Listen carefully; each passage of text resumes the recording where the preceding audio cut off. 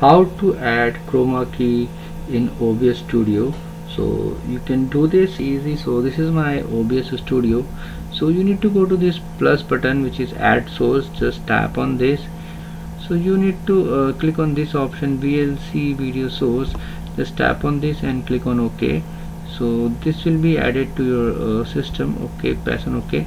So VLC video source, just right click on this, and herein you will get this filters option. Just tap on this and you will get this effect filter.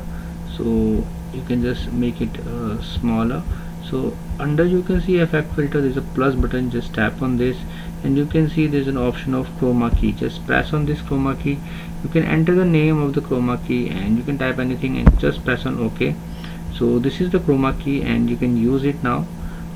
So I hope friends now you will be able to use the chroma key. So you will be able to add this chroma key. It is very easy. So I hope friends now you will be able to do it. In case you face any problem, you can comment below. I will make sure to give reply. And if you find this video helpful, just hit on the like button. Also subscribe my channel for my upcoming videos.